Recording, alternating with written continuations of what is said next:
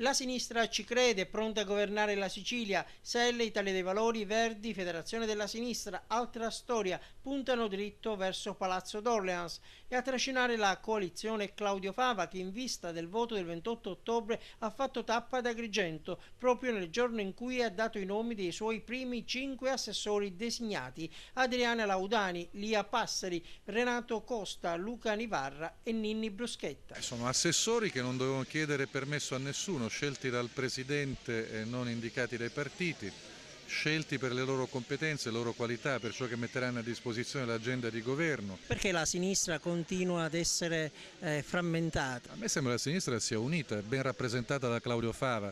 Credo che Rosario Crocetta, sostenuto dall'UDC e che ha aperto le sue liste ai candidati del PDL, di Lombardo e di Miccichè, tutto possa rappresentare fuorché la sinistra. Claudio Fava ad Agrigento, in cui la sinistra fatica a prendere quota, terra di Alfano. Questa è la terra del teatro, dei teatri greci più splendidi che conosca il mondo. Questa è una terra preziosa per le risorse che possiede, è una terra che è stata umiliata. Non so se gli agrigentini sentano di appartenere ad Alfano. Io vorrei proporre agli agrigentini di non appartenere a nessuno, di riprendersi la loro terra. Claudio Fava crede nel successo.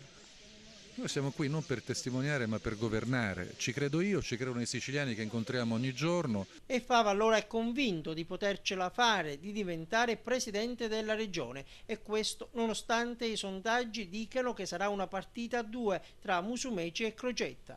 Credo assai poco a sondaggi commissionati dai partiti, credo molto al sondaggio quotidiano che io faccio in mezzo ai siciliani, credo ai sondaggi più articolati che sono stati proposti da diversi web e che ci dicono che non solo questa gara è aperta, ma che in questa gara chi deve inseguire sono Miccichè, Crocetta e Musumeci. E oltre ai profili etici e morali, ecco i punti di forza del suo programma. Il lavoro, ma il lavoro è la dignità del lavoro, non è l'attesa per il lavoro, la promessa per il lavoro. Tagliare sprechi, tagliare privilegi, tagliare costi inutili, utilizzare le risorse risparmiate per investirle sulla qualità dei servizi vuol dire in questo modo creare lavoro.